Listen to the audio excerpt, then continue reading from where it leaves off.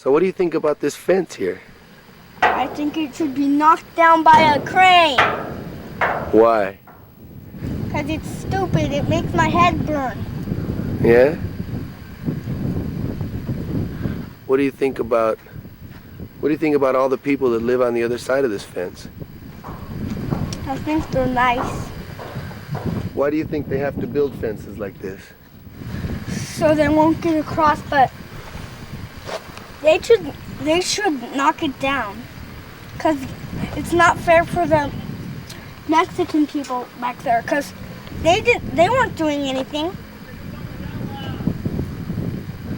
Yeah? The Americans just decided to, boom, close down this way.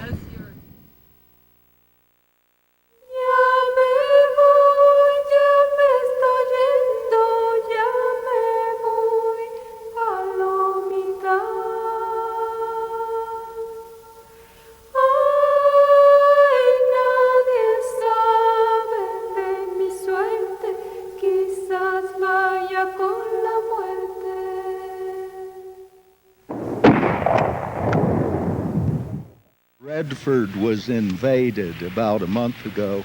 May 20th, 1997. An 18-year-old high school student from the border community of Redford, Texas, was shot dead by a U.S. Marine who was working undercover on a drug surveillance mission for the Border Patrol. The shooting marked the first time that military troops engaged in drug control had killed a civilian on U.S. soil. The Ezekiel Hernandez shooting by the U.S. Marines in 1997 was the awful logical outcome of the use of the military on the border in the form of ground troops. It didn't take a rocket scientist to look at the use of the military in domestic law enforcement and say, they're ill-equipped for that, and if they come in contact with members of the public, there's going to be problems. It's going to be human rights problems. The militarization of border enforcement is but one facet in the recent rise in anti-immigrant legislation. In 1994, anti-immigrant hysteria gave rise to the passage of California's Proposition 187, a measure which would restrict undocumented immigrants access to health care and deny educational services to their children. But like Proposition 187, national policies targeted towards enforcement while criminalizing the act of immigration failed to address its root causes. We can't continue to have an immigration policy that is based on enforcement, that is based on criminalization of immigrants, that is not brought up to date with the realities of migration, which our government plays a role in. In terms of immigration, I think one of the things that people aren't really grasping onto is that the U.S. plays a really large role in forcing people into migration. NAFTA alone has displaced, I think, 300,000 Mexican farm workers. The GATT has also played a role in destabilizing local economies and forcing people into migration. While more people are displaced by the economic policies of free trade integration, it is transnational business that benefits, as foreign-based maquilas or assembly plants increasingly relocate to the border region in search of cheap labor and a lack of enforceable environmental standards. Since NAFTA, there are certain changes in the workplace that have posed greater problems for organizing. One of them is that there's been a tremendous migration north. And a lot of that has to do with it. NAFTA really, part of its intent was to destroy the agricultural economy and force people to have to move into industry in the cities. U.S. surplus corn and rice was dumped on the Mexican market at below the cost of production. And this has put tremendous amounts of farmers out of business at the same time as the U.S. had demanded that one of the conditions of NAFTA be changing the Mexican Constitution so that agribusiness could get in there and buy up all of this land as farmers went out of business. And so you have massive numbers of people who were dependent for their livelihood on an agricultural economy who now have no source of income and have no choice but to come to the border, work in the maquilas, or try to cross the border and work in the U.S. da pues la cosecha que nosotros cosechamos allá. Pero entonces como ahorita cuando vine, por eso ya no hay cómo, ya no tenemos tierra pues para dónde estarnos. Por eso yo me vine para acá y buscando pues, cómo vivir. La gran mayoría de la población migrante que nos llega es del estado de Jalisco, estado de México, de Oaxaca, de Puebla, de Chiapas, Sinaloa y Sonora. Es la gente que más está migrando. Y de Centroamérica, pues de todos los, Salvador, Guatemala, Honduras. Porque o sea que uno se viene de su país porque la situación está muy crítica, ya está muy dura la situación. Por eso es que uno se arriesga a venirse sufriendo. Yo sufrí 6 meses. Me vine por las montañas, ¿sí? Por las montañas, rodeando las garitas. ¿Cuánto duró el viaje? 6 meses. 6 meses. 6 meses, sí. Me vine a pie. ¿De pie? A pie, sí, caminando. Sí. Todo. ¿Caminando? ¿Viniste aquí? No, yo solo, sí. Sí, venía por las montañas. Orange County, let's see you. Terrific. Ventura County. There, that's great. That's dedication, boy. Our community orchestras, not enough money. Our schools, not enough money. Yet, we promote, we encourage, we reward illegal aliens to enter, to scoff at, to ignore, to laugh at our culture, and to use badly needed resources and to suck us dry. Is it betrayal, or is it gutless leadership, or both? We rededicate ourselves today not just to the completion of this fence and much more fencing, but we do rededicate ourselves to the principles that made America great, the dream, the prize, the honor, American citizenship. Voy a contarles, señores, todo lo que yo sufrí. Desde que dejé mi patria, por venir a este país. Immigrants are not here to suck up wealth. Actually, if you look at the statistics, what immigrants are here to do is produce enormous amounts of wealth for other people and other interests to control. But in the media, they're cast as parasites that are draining the U.S. economy. How the media fits into this is that the media constructs the immigrant as the target. I think there exists a problem in the way that the media covers the border because it tries to connect the issue of the war on drugs with undocumented immigration, two things that are very separate from one another. Okay, see what happens when you lock the gate? They go right around it. Drug smugglers have driven through his property twice in as many weeks. Some days you're out here, you see him coming on all sides of you. It's crazy. Soon, we witness it for ourselves. Muchacho, quita eso, Hola. A short time later, another group. Yes, I support military here. Yes, I would support anybody who wanted to come along and say, don't enter my country illegally and don't bring your damn drugs. But they do, and even the military can't stop them. There have been incidents, especially in southern Arizona, of agents shooting at undocumented immigrants because they were carrying bags which happened to be full of their belongings, it turned out, that they thought might have been drugs. And so this kind of gross overreaction. When in fact, I have to say as an aside, it's the stupidest way to focus drug enforcement because the DEA estimates that on the order of 80% of the drugs come through the ports of entry in legitimate traffic and increasingly in commercial cargo containers. While free trade integration has increased the free flow of commerce, it has also opened the door to an escalation of drug trafficking through commercial ports of entry. Despite this unintended consequence of NAFTA, drug enforcement rhetoric has continued to frame the migrant as the primary target.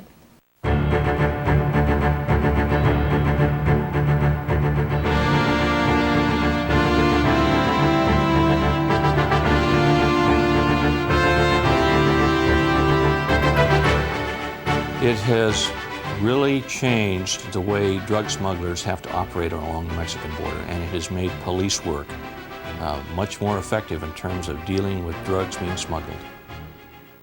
Under the justification of drug enforcement in the Reagan administration, the first year of Reagan's tenure in 1981, they passed a law allowing the military to become involved in domestic law enforcement to support drug enforcement.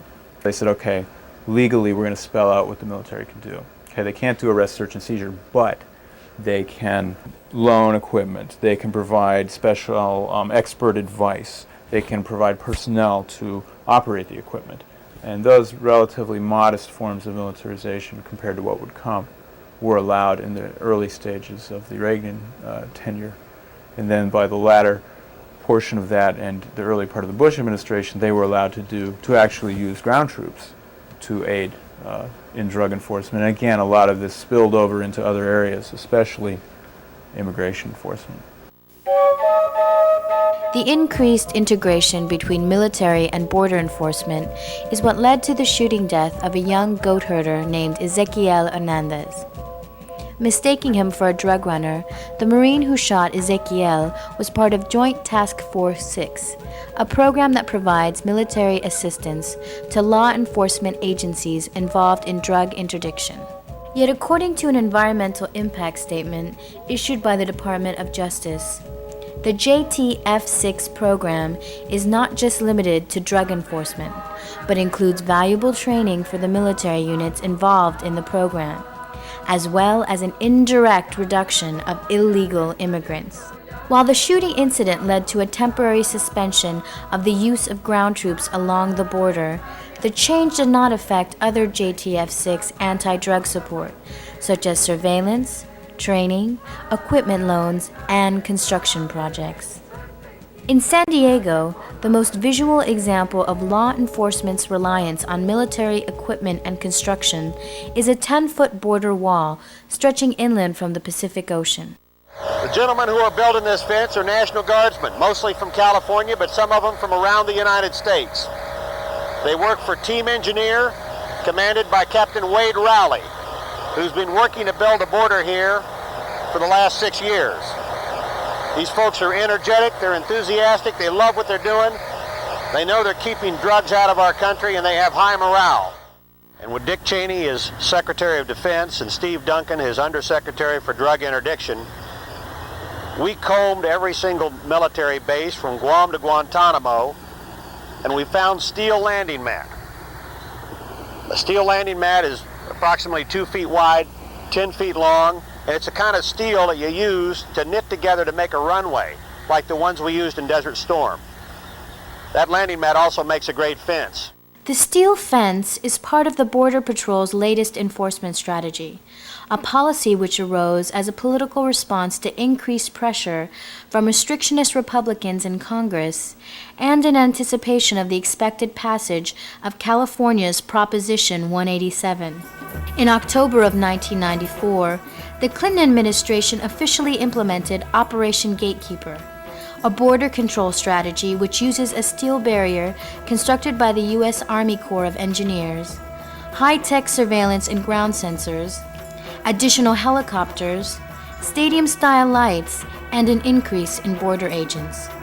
Designed as a strategy to force migrants into the rugged terrain east of San Diego, Operation Gatekeeper has been expanded to include a triple fence strategy, or a 3-tiered wall formation. When completed, the triple wall will extend 14 miles inland into San Diego County.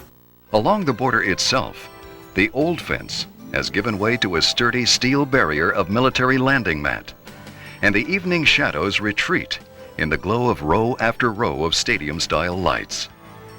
Together, these improvements have helped the Border Patrol to achieve Operation Gatekeeper's primary goal, steering would-be border crossers away from populated areas to the isolated, rugged terrain east of San Diego. In other words, the Border Patrol strategy of pushing migrants into areas where it's harder to cross, and the desert and the mountains, really takes advantage of the topography of the land to be used as a barrier against undocumented immigration. And what that has led to is a lot more deaths along the U.S.-Mexico border. Desde que Operación Guardián empezó a esta frontera, lo que ha incrementado son víctimas que han muerto. Han muerto por el calor, desolación y han muerto también por el frío, la nieve. Esa es otra de las cosas que, como aquí están poniendo tanta vigilancia, como hay tantos agentes de la patrulla fronteriza aquí en Tijuana, la gente está optando por buscar otras fronteras. Hace un momento yo platicaba con una migrante en mi oficina y me decía que ella estaba muy desesperada porque quería regresar a Estados Unidos. Su hijo allá creció, su hijo se lo llevó chiquito, está grande, ella quiere regresar. Ya intentó una vez por Tecate, pero fue fatal para ella. Las asaltaron, les robaron el agua, les robaron la comida. Aún así, ella dijo, vamos a seguir caminando. Hubo un momento en que vio a su hijo ya pues muy desesperado de la sed, del hambre, y los muchachos que iban con ellos le dijeron, bueno, pues ahí está una casa abajo, si quiere bajamos, pedimos agua. Los muchachos bajaron, ellos se quedaron cerca de ahí, y la gente que vivía ahí le dijo, no te voy a dar agua, voy a llamar a la patrulla de migración, y fue lo que hicieron. Y cuando íbamos para afuera me encontré a la inmigración y me dijo que a dónde iba, y le dije, no, pues es que vengo de acá. ¿De dónde? Me dijo. Le dije, es que yo vengo de acá. Me dijo, ahorita te voy a investigar, me dijo. Le dije, es que yo tengo que estar aquí porque mi hijo va a la escuela aquí. Mi hijo tiene tantos años. Eso no interesa, me dijo, que tú tengas tantos años aquí. Tú eres ilegal, me dijo. Where we were crossing, there were a lot of people that they said sometimes the people die in the mountains. Politically, Gatekeeper is a success, as it creates the appearance of a border under control. Meanwhile, more and more migrants continue to perish in remote areas. As of 2001, more than 600 migrants have lost their lives in California since Operation Gatekeeper began. Just as in California, migrants are being forced into dangerous terrain border-wide. And while the dominant U.S. media outlets continue to pay little attention to this epidemic, it is the Mexican media which more often portrays the migrant's story. Justo en el momento en que este equipo de reporteros grababa imágenes en la orilla del río para la realización de un reportaje, se observó a un grupo de 3 jóvenes que comenzaban a intentar a nado el cruce. Al ver del lado americano que ya llegaban elementos de la patrulla fronteriza, intentaron regresar a la parte mexicana, y es ahí cuando se suscita la tragedia.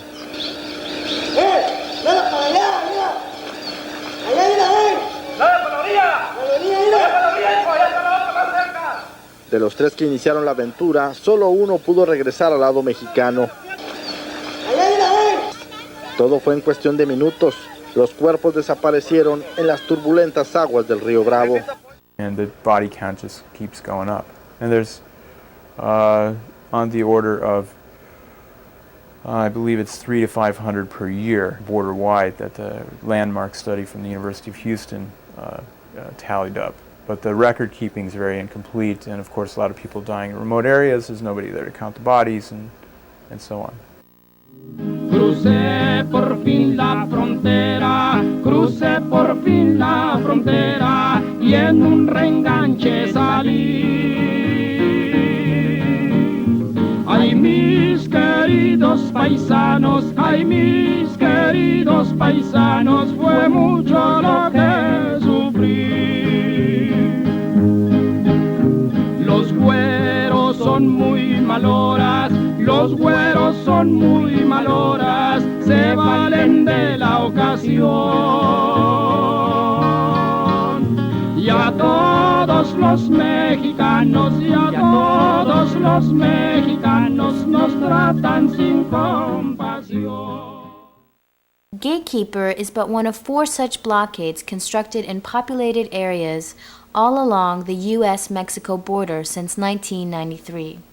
And with this rapid increase in operations, the Border Patrol itself has been transformed into the largest federal policing agency, now more than 8,000 agents strong. Congressional officials have been just throwing more and more money at the Border Patrol, even more than the police experts deem wise. They said that you want them to grow too fast. If you hire too many agents too fast, you'll destabilize the police body. You'll set up problems for abuse because there'll be too many rookie agents or inexperienced agents that will make problems. All along the border, problems have escalated. Between 1995 and 1998, complaints of misconduct by Border Patrol agents have doubled.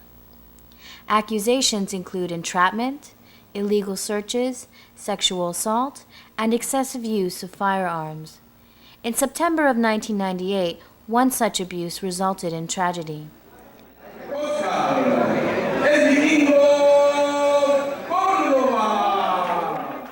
In order to buy boxing gloves for an upcoming match, Oscar Cordova Velez, a young boxer from Tijuana, was crossing in the hills near San Isidro. Era nomás para comprar su equipo para su boxeo y regresar. During an encounter with the Border Patrol, 23-year-old Oscar was shot in the chest after allegedly threatening a border agent with a rock. Y vine y me avisó, así de que, pues que a él lo habían matado cruzando para el otro lado. Although witnesses to the scene stated that the youth was not carrying anything in his hands, neither a weapon nor a rock, Oscar himself was not able to testify on his behalf, as he did not survive the fatal shooting. Por mucho. Porque yo siempre estaba con él también y con sus niños. Con los niños también andaba ella para todos lados con él. Donde quiera se la llevaba.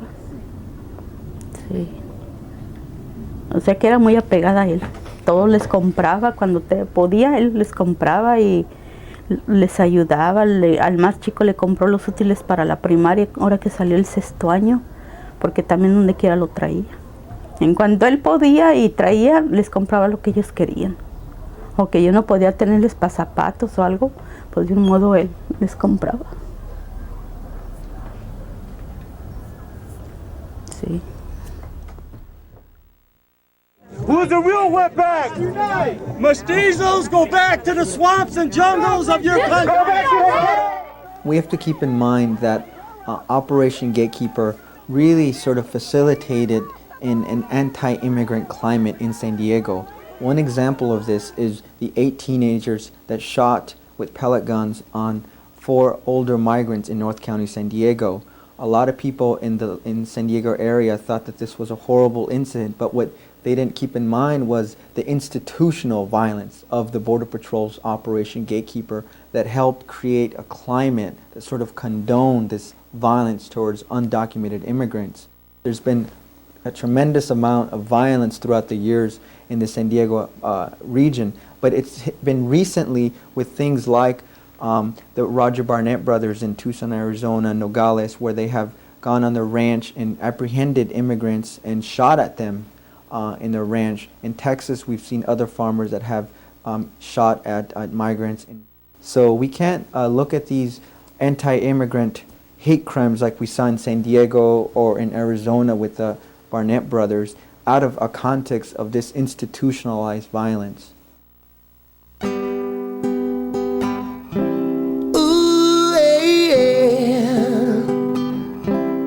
We must remember what this wall symbolizes. It is the symbol of oppression. It's a symbolism of exploitation. It's a division that has been created that is in contradiction to the spirit, supposedly, of NAFTA that is being created here in this country. A la gente de Estados Unidos, yo le pediría a la gente, a los que viven en Estados Unidos, que si ellos encuentran un migrante, lo apoyen. As anti-immigrant activities are increasingly organized, so too is a vibrant immigrant rights movement. What we've tried to raise in the immigrant rights community as well as to broader audiences is a perspective that immigration policy cannot be addressed simply as a domestic issue, that it's totally framed by what's taking place internationally and particularly with globalization. Making this connection between globalization policies and immigration, immigrant rights groups are mobilizing to both educate the public and provide support for immigrants in need. Now we are organizing nationally through the churches. The immigration laws that are in place, they are unjust, and that we must respond in a humanitarian way to the refugees, economic refugees and political refugees that are coming. In Arizona, sympathetic ranchers have formed Citizens for Border Solutions, or CBS. In addition to speaking out against anti-immigrant activities, CBS also provides services to migrants. In resistance to Operation Gatekeeper, San Diego's La Resistencia has organized aid drives, bringing food, water, and other materials to migrants traveling in desolate areas. We're not going to be satisfied with just looking at immigration policy just within the confines of the U.S., but we really have to take steps to look strategically to the impact of our foreign policy, the impact of economic policies, U.S. role within the World Bank, within kind of the global economic structures, all of those factors that contribute to migration.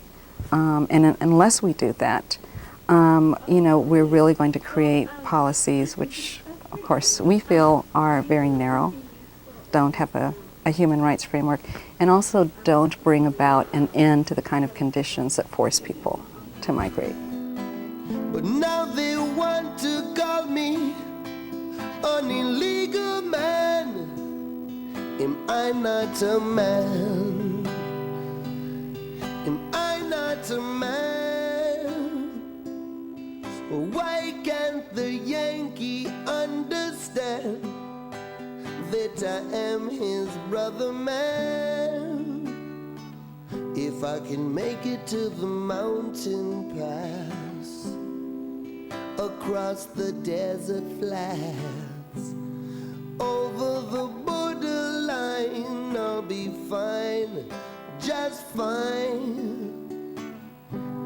Live in a promised land, survive the burning sands. Over the borderline, I'll be fine, just fine, yeah. Make it to the mountain top, across the desert flats. Over the borderline, I'll be fine, just fine, yeah. Lead-I-do-do-do-dun-day, yeah. Over the borderline, I'll be fine, just fine.